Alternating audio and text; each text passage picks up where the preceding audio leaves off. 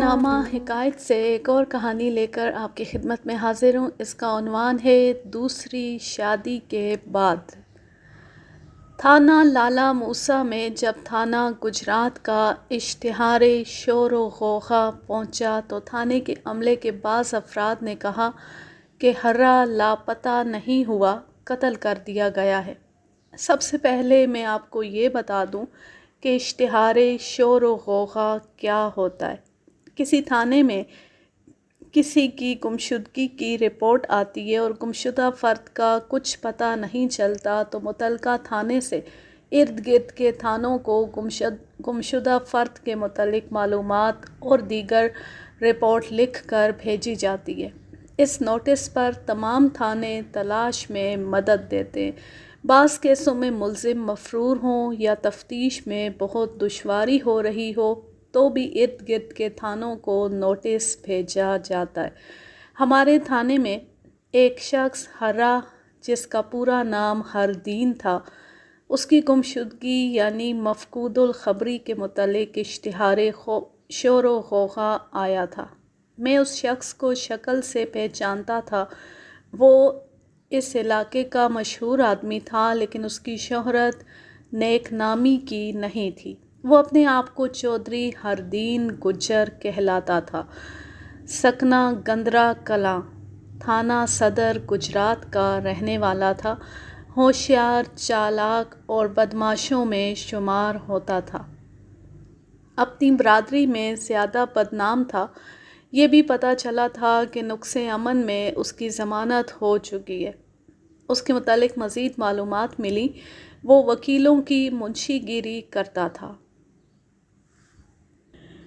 अब हमें उसकी गुमशुदगी का नोटिस मिला तो हमारे अमले के बाज़ अफराद ने ख़याल ज़ाहिर किया कि हर्रा गुम नहीं हुआ, बल्कि उसे गुम करके कत्ल किया गया होगा। इस नोटिस की मौसूली के कुछ दिन बाद का वाक़या है कि मैं एक सरकारी काम से एक गांव गया। वहाँ दखल दिलवाना था। सड़क पर एक लारी रुकी, उसमें से 2 कांस्टेबल उतरे। उनके साथ मौज़ा पिसवाल का ज़ैलदार चौधरी लाल खान भी लारी से उतरा। उसने मुझे बताया कि सांसी कौम के आदमी कुत्तों से गीदड़ का शिकार खेल रहे थे। वो एक वीरान कुएं के करीब रुके। उन्हें बहुत बुरी बदबू आई। उनमें से किसी ने कुएं में झांक कर देखा। पानी पर एक बोरी तैर रही थी। उन लोगों को शक हुआ कि बोरी में लाश है। उन्होंने लाल खान ज़ैलदार को इत्तला दी। लाल खान ने नंबरदार और चौकीदार को साथ लिया और कुएं पर जाकर बोरी निकलवाई। ये एक नहीं 2 बोरियां थीं जो मुंह की तरफ से आपस में सिली हुई थीं। एक तरफ से बोरी फाड़ी तो इंसानी पाँव नज़र आए, दूसरी तरफ की बोरी फाड़ी तो इंसानी सर निकला। लाश को दौरा करके एक बोरी में नहीं डाला गया था। लाश बिल्कुल सीधी थी और उस पर दोनों तरफ से एक एक बोरी चढ़ाकर दोनों के मुंह सिलाई से जोड़ दिए गए थे। लाश बहुत सूज गई थी, जिससे जाहिर होता था कि बहुत दिनों से कुएं में पड़ी है। सूजने की वजह से ही पानी की सतह पर आ गई थी। ताज़ा लाश डूब जाती है और चंद दिनों बाद तैरने लगती है। मैं दोनों कांस्टेबलों और 2 ज़ैलदारों को साथ लेकर अपने थाने में गया। वहाँ हमारे सब इंस्पेक्टर साहब नहीं थे। लाश के मुतालिक सारी कार्रवाई मुझे करनी थी। लाल खान ज़ैलदार ने इस शक का भी इजहार किया कि लाश अच्छी तरह पहचानी नहीं जाती, लेकिन हर्रा की मालूम होती है। मैं इससे पहले अपने अमले से सुन चुका था कि हर्रा लापता नहीं हुआ, उसे कत्ल कर दिया गया होगा। अगर वो कत्ल ही हुआ था और अगर कुएं से बरामद होने वाली लाश हर्रा की ही थी तो फौरी तौर पर यह ख्याल आता था कि उसे उस लड़की वालों ने कत्ल किया है जिन्हें उसने धोखा दिया है। फिर ये ख्याल भी आता था कि हर्रा ने मालूम नहीं किस किस को धोखे दिए हैं, उनमें से किसी ने उसे कत्ल कर दिया होगा। मगर पहले तो ये देखना था कि ये लाश हर्रा की है या किसी और की। ये कुआं कोटला कासिम खान के रकबे में था। हमारे थाने में एक कांस्टेबल चौधरी राजा खान हर्रा का हकीकी भांजा था। میں نے تھانے میں اپنے پہلے کام کی واپسی اور لاش کی برآمدگی کے موقع پر جانے کی روانگی ڈالی اور کانسٹیبل راجہ خان کو شناخت کے لیے ساتھ لے کر روانہ ہو گیا۔ میرے ساتھ پہلے 2 کانسٹیبل اور 2 ذیلدار تھے۔ میں نے ہرا کو 1-2 دفعہ دیکھا تھا۔ میں جب موقع پر پہنچا تو رات ہو چکی تھی۔ لالٹین منگوائی۔ لاش ابھی تک بوریوں میں تھی۔ ایک طرف پاؤں اور دوسری طرف سر نظر آ رہا تھا۔ لاش بوریوں سے نکلوائی تو یہ بالکل برہنہ تھی، یعنی جسم پر کوئی کپڑا نہیں تھا۔ میں تو چہرہ بالکل نہ پہچان سکا۔ مقتول کے حقیقی بھانجے نے شک میں کہا کہ یہ اس کے ماموں کی لاش ہے۔ میں نے لاش کا نظری معائنہ کیا۔ جسم پر کوئی چوٹ اور زخم نہیں تھا۔ گردن کے ارد گرد ایک نشان بالکل صاف تھا۔ ایسے نشان کو پولیس والے اچھی طرح پہچانتے۔ یہ رسی کا نشان تھا جس سے مقتول کا گلا گھونٹا گیا تھا۔ اس نشان سے یہ کہانی بنتی تھی کہ رسی سے پھانسی دی گئی تھی، پھر جرم کو چھپانے کے لیے لاش کو بوریوں میں بند کر کے ویران کنویں میں پھینک دیا۔ میں نے لاش لاری میں پوسٹ مارٹم کے لیے بھیج دی۔ اس کے ساتھ کانسٹیبل راجہ خان کو روانہ کیا گیا جو ہرا کا بھانجا تھا۔ میں نے یہ تجویز بھی ساتھ لکھ دی کہ اگر لاش شناخت نہ ہو سکے تو اس کا فوٹو لیا جائے اور انگلیوں کے نشان بھی لیے جائیں، لیکن ایسی ضرورت پیش نہ آئی کیونکہ گجرات میں ہرا کے وارثوں نے لاش کو شناخت کر لیا اور یہ یقین ہو گیا کہ یہ لاش ہرا کی ہی ہے، اور گردن پر رسی کے نشان سے ثابت ہوا کہ اسے قتل کیا گیا ہے۔ یہ نشان نہ ہوتا تو بھی یہ قتل کی ہی واردات تھی کیونکہ یہ 2 بوریوں میں بند کر کے کنویں میں پھینکی گئی تھی۔ مقتول کے وارث اس کے بھانجے کانسٹیبل راجہ خان کی اطلاع پر فوراً ہسپتال پہنچ گئے تھے اور لاش کی شناخت ہو گئی۔ مقتول کی گمشدگی کی رپورٹ تھانہ صدر گجرات میں درج تھی۔ یہ اس طرح درج کرائی گئی تھی کہ مقتول کچھ دن نظر نہ آیا، کچہری بھی نہ گیا۔ اس سے کچھ شک ہوا۔ اتنے میں ایک آدمی جو مقتول کا دوست تھا سامنے آیا۔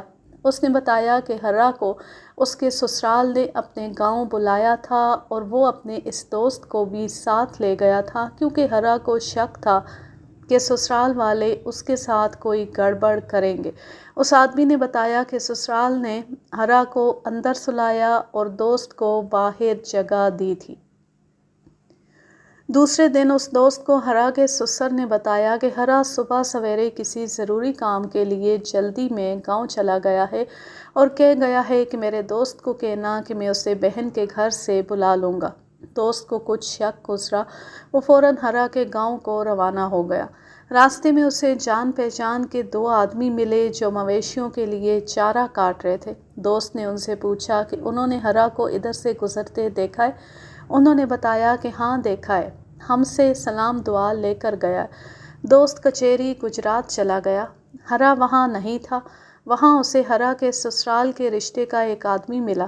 دوست نے اسے کہا کہ ہرا کہیں نظر نہیں آ رہا۔ اس آدمی نے اسے بتایا کہ اس نے ہرا کو ابھی ایک عورت کے ساتھ دیکھا ہے۔ یہ عورت شاید موکل تھی۔ ہرا کا اس طرح لاپتہ ہو جانا عجیب بات نہیں تھی۔ وہ عورت نہیں تھی اور وہ بچہ بھی نہیں تھا کہ کوئی اسے ورخلا کر اغوا کر کے لے گیا ہوگا۔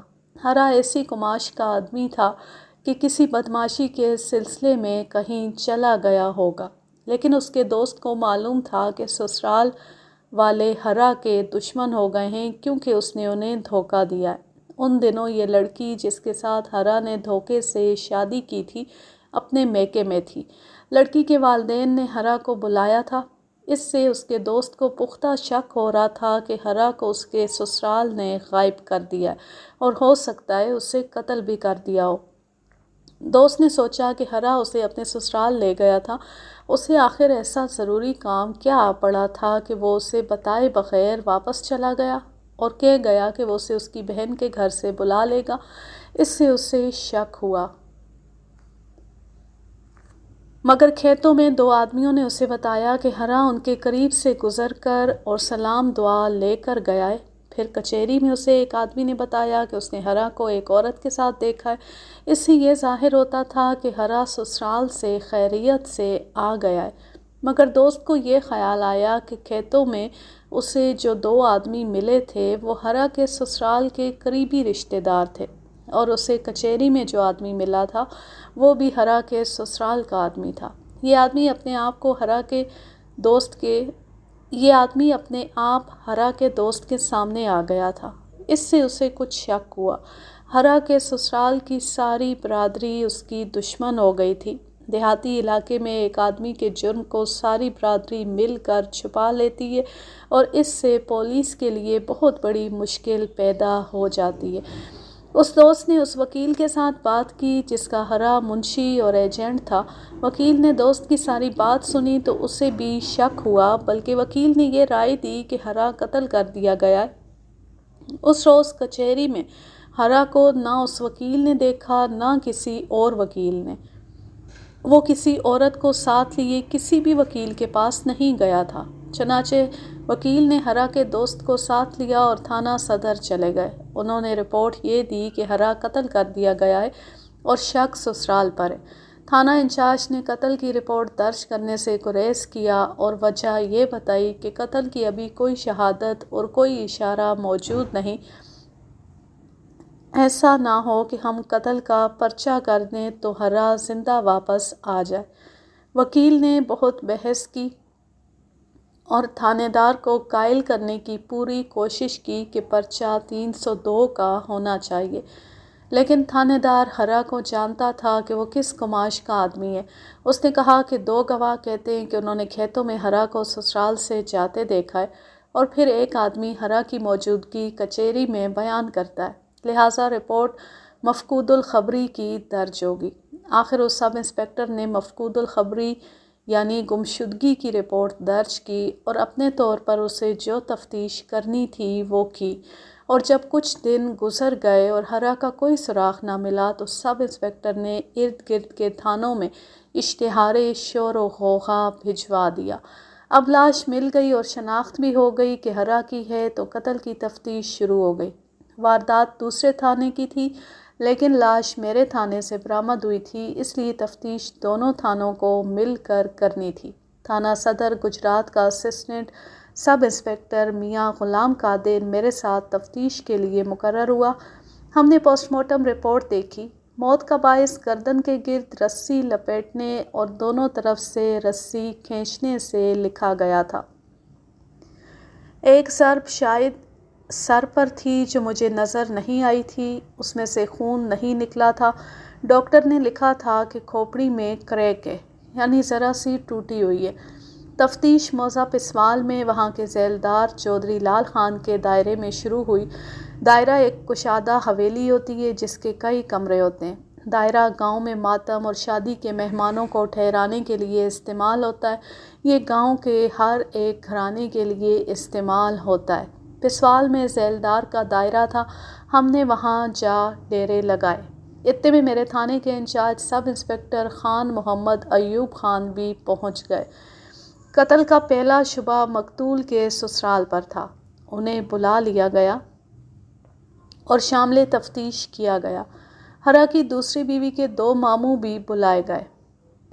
مخبروں کی اطلاع کے مطابق انہیں قتل کی رات مشکوک حالت میں ایک جگہ دیکھا گیا تھا۔ ان تمام افراد کو دائرے کے الگ الگ کمروں میں رکھا گیا تاکہ وہ آپس میں بات چیت نہ کر سکیں۔ ہر ایک کو اکیلے اکیلے تفتیش کے لیے ہم نے اپنے کمرے میں بلانا شروع کیا۔ ہم نے دیکھا کہ ان میں سے ہر ایک آدمی پختہ دماغ کا تھا۔ ذرا غور کریں کہ تفتیش کرنے والے 3 تجربے کار آدمی تھے، ایک سب انسپکٹر، ایک اسسٹنٹ سب انسپکٹر اور ایک میں جو ہیڈ کانسٹیبل تھا۔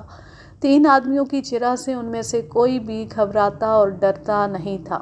ہم نے یہ دیکھ لیا کہ یہ لوگ مشتبہ نہیں ملزم ہیں، وہ کتنی ہی چالاکی کیوں نہ کرتے۔ یہ قدرتی بات ہے کہ ایک سے زیادہ افراد جب ایک ہی واقعے کے متعلق بیان دیتے یا جھوٹ بولتے ہیں تو کہیں نہ کہیں فرق اور اختلاف پیدا ہو جاتا ہے۔ تفتیشی افسر اس ذرا سے فرق اور اختلاف کو نوٹ کر لیتے۔ یہ بات بھی یاد رکھیں کہ جرم خود بولتا ہے، انسان جرم کو ہضم نہیں کر سکتا۔ ان لوگوں میں بھی ایسا اختلاف پایا جاتا تھا جس سے یہ شک پختہ ہو گیا کہ یہ واردات اسی برادری کی ہے۔ اب یہ معلوم کرنا تھا کہ قتل کا مجرم کون ہے اور قتل کس طرح کیا گیا، مگر ان میں کوئی بھی اقبالی بیان کا نام نہیں لیتا تھا۔ ہم نے تفتیش کا دوسرا طریقہ اختیار کیا، اکیلے کو کمرے میں بلا کر تشدد شروع کر دیا۔ ہم نے یہ طریقہ بھی ناکام ہوتے دیکھا تو پریشان ہو گئے، ہر ایک کو سلطانی گواہ بننے کا لالچ دیا جو کسی نے بھی قبول نہ کیا۔ ہمارے عملے میں فیروز خان نام کا ایک کانسٹیبل تھا جسے تفتیش اور سراغ رسانی کا جیسے پیدائشی تجربہ حاصل تھا۔ اسے سب انسپکٹر خان محمد ایوب خان اپنے ساتھ لائے تھے۔ اس نے مقتول کے سسرال کے جو افراد بلائے گئے ان میں ایک نوعمر لڑکا دیکھ لیا جو مقتول کی بیوی کا چھوٹا بھائی تھا۔ فیروز خان نے کہا کہ اس لڑکے کو اس کے حوالے کر دیا جائے۔ یہ لڑکا اس کے حوالے کر دیا گیا۔ دائرے میں ایک کمرہ تھا جس میں چارپائیاں جمع کی ہوئی تھیں۔ یہ مہمانوں کے استعمال والی چارپائیوں کا اسٹور بنا ہوا تھا۔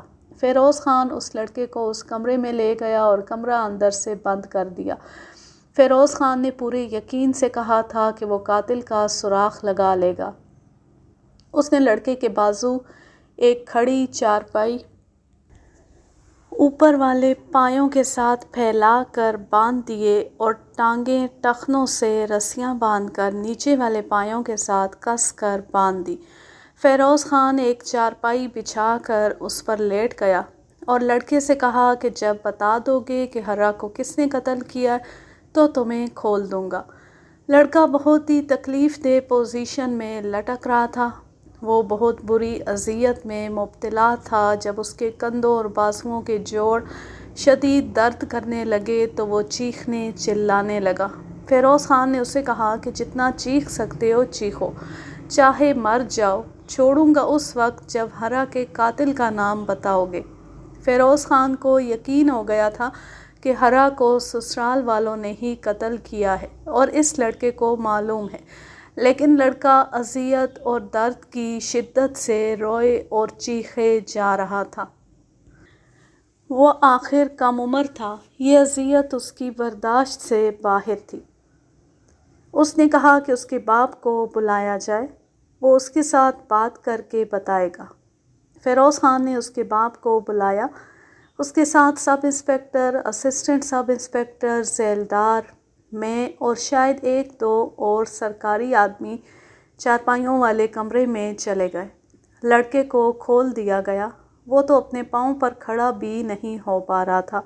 اسے کہا گیا کہ اپنے باپ کے ساتھ جو بات کرنا چاہتا ہے کر لے۔ لڑکے نے روتے ہوئے کہا کہ وہ باپ کے ساتھ تنہائی میں بات کرنا چاہتا ہے۔ چنانچہ یہ طے پایا کہ لڑکے کو باپ کے ساتھ تنہا چھوڑ دیا جائے۔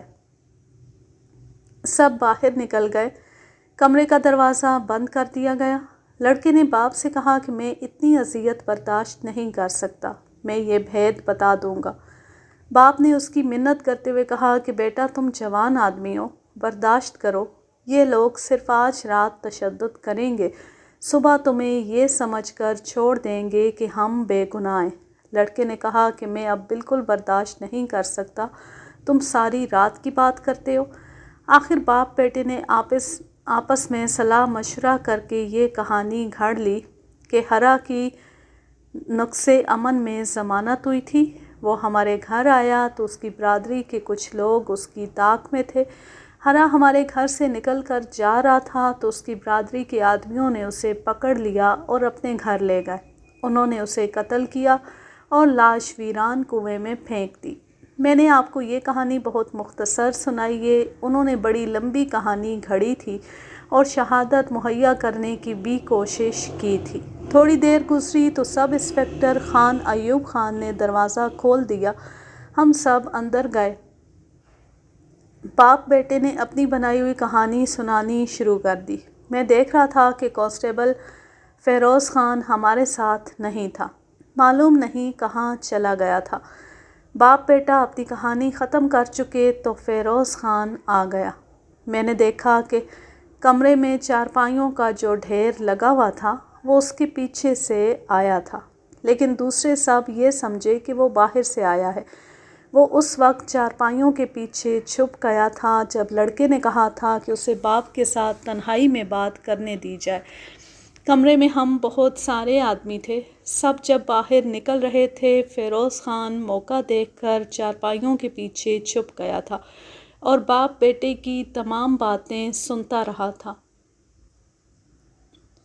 اسی نے ہمیں یہ باتیں بتائی تھیں جو میں نے آپ کو سنائی ہیں، ورنہ ہمیں کیسے پتہ چلتا کہ بند کمرے میں باپ بیٹے کے درمیان کیا باتیں ہوئی ہیں۔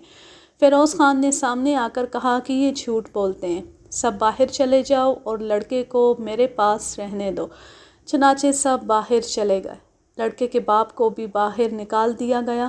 فیروز خان نے دروازہ اندر سے بند کر دیا اور لڑکے کو پھر پہلے کی طرح کھڑی چارپائی کے ساتھ باندھ دیا۔ رات کا وقت تھا، لڑکے کو نیند بھی آ رہی تھی۔ اس اذیت سے وہ پہلے ہی بہت تکلیف میں تھا، اب وہ چند منٹ بھی برداشت نہ کر سکا اور چیخنے چلانے لگا اور فیروز خان سے کہا کہ خدا کے واسطے میرے باپ کو ایک بار پھر بلا دو، اب میں سچی بات بتاؤں گا۔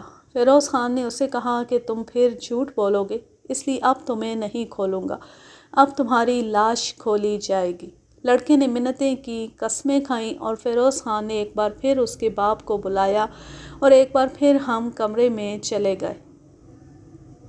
لڑکے نے پہلے کی طرح باپ کے ساتھ تنہائی میں بات کرنے کی خواہش ظاہر کی، اسے اجازت دے دی گئی۔ ہم سب جب باہر نکل رہے تھے، فیروز خان پہلے کی طرح چارپائیوں کے پیچھے چھپ گیا۔ باپ بیٹا آپس میں باتیں کرنے لگے جو فیروز خان سنتا رہا۔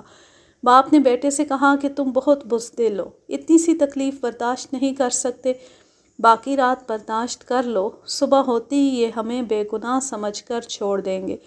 لیکن اب بیٹے کی حالت پہلے سے زیادہ بری تھی۔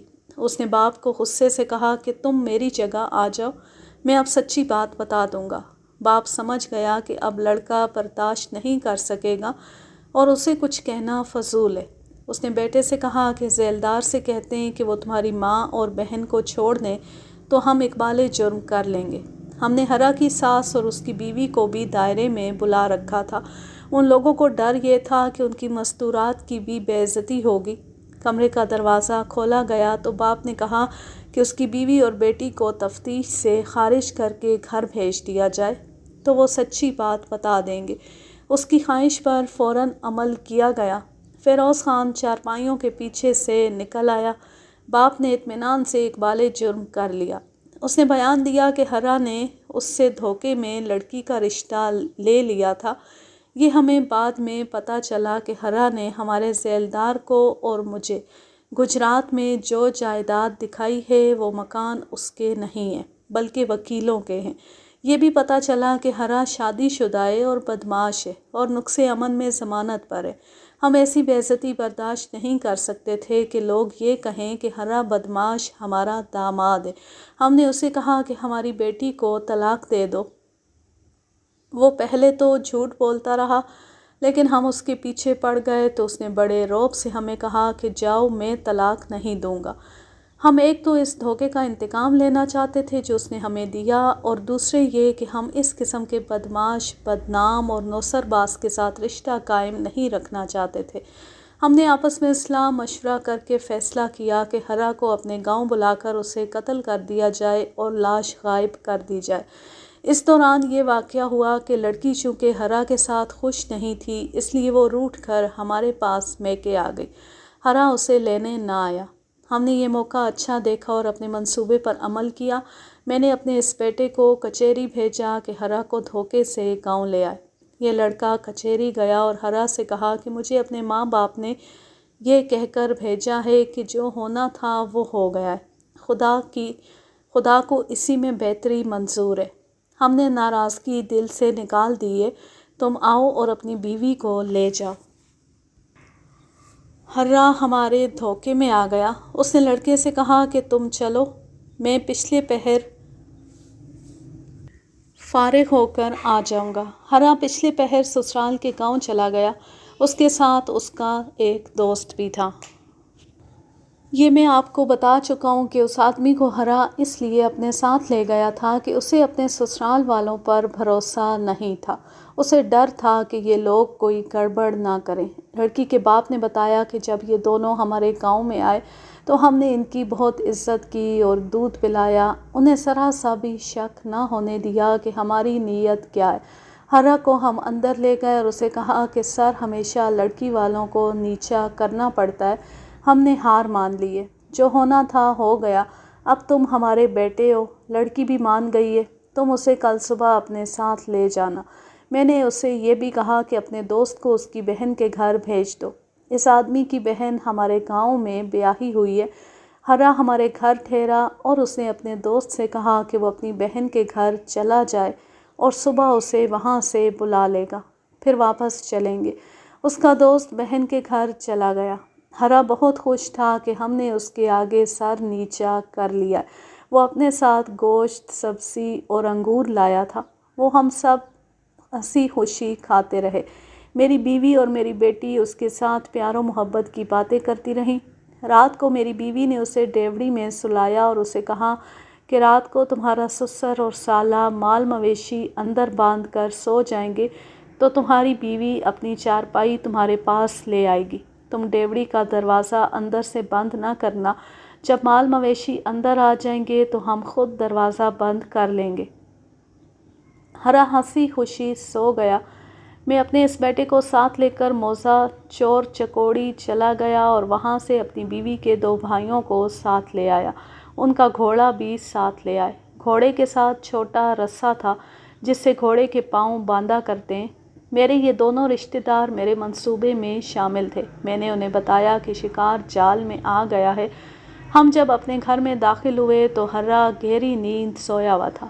میری بیوی کے بھائیوں نے گھوڑے کے پاؤں باندھنے والا رسا کھولا اور ڈیوڑی میں آئے۔ انہوں نے ہرا کو اوپر سے دبا لیا۔ میں نے اس کا سر جکڑ لیا اور میرے اس بیٹے نے اس کے ٹخنے پکڑ کر اس کی ٹانگیں قابو میں کر لیں۔ اس کا ایک بازو میری بیوی نے اور دوسرا میری بیٹی نے پکڑ لیا۔ میری بیوی کے بھائیوں نے اس کی گردن کے گرد رسا لپیٹا، ایک نے ایک طرف سے اور دوسرے نے دوسری طرف سے بہت زور سے کھینچا۔ ہمیں بالکل افسوس نہیں تھا کہ ہم ایک انسان کو قتل کر رہے ہیں۔ ہم ایک فریبی اور بہت بڑے گناہگار کو ختم کر رہے تھے جس نے معلوم نہیں کتنے شریف لوگوں کو دھوکے دیے تھے۔ وہ زندہ رہتا تو معلوم نہیں کتنے اور انسانوں کو دھوکے دیتا۔ اسے زیادہ تڑپنے کا موقع نہ ملا، وہ جلدی مر گیا۔ لاش کی شناخت میں گڑبڑ پیدا کرنے کے لیے ہم نے اس کے تمام کپڑے اتار دیے۔ اس کے 1-2 کپڑے کھونٹی کے ساتھ لٹک رہے تھے، وہ بھی اتار لیے۔ یہ تمام کپڑے میری بیوی کے بھائیوں نے اپنے پاس رکھ لیے۔ لاش پر 2 بوریاں چڑھا دیں، ایک پاؤں کی طرف سے اور ایک سر کی طرف سے۔ دونوں بوریوں کے منہ سی دیے۔ دونوں بھائیوں نے لاش اٹھا کر گھوڑے پر ڈالی اور یہ کہہ کر چلے گئے کہ نہر میں پھینک آئیں گے۔ واپس آ کر انہوں نے بتایا کہ ایک جگہ انہوں نے مقتول کے کپڑے اور جوتی وغیرہ زمین میں دبا دی اور نہر کی طرف چلے گئے۔ راستے میں ریلوے پھاٹک آتا ہے، وہاں لاش سر کے بل گر پڑی۔ پوسٹ مارٹم رپورٹ میں لکھا تھا کہ کھوپڑی کی ہڈی میں کریک تھا۔ یہ لاش سر کے بل گرنے سے آیا ہوگا۔ نہر ابھی دور تھی اور صبح طلوع ہونے میں تھوڑا وقت رہ گیا تھا۔ دیہات کے لوگ بہت جلدی جاگ اٹھتے۔ دونوں بھائیوں نے نہر تک جانے کا خیال چھوڑ دیا۔ انہیں معلوم تھا کہ یہاں ایک ویران کنواں ہے۔ انہوں نے لاش کنویں میں پھینک دی اور واپس آ گئے۔ ہم سب کو امید تھی کہ قتل کا سراغ کسی کو نہیں ملے گا۔ اس کے اس دوست کا خطرہ تھا جو اس کے ساتھ آیا تھا۔ وہ دوسرے دن ہمارے گھر آیا تو ہم نے اسے بتایا کہ ہرا ایک ضروری کام سے بہت سویرے اٹھ کر چلا گیا ہے۔ اس آدمی کو گمراہ کرنے کا ہم نے یہ انتظام کیا کہ اپنے 2 آدمیوں کو اس آدمی کے راستے میں بھیج دیا۔ انہوں نے دیکھا کہ یہ آدمی آ رہا ہے تو وہ چارہ کاٹنے لگے۔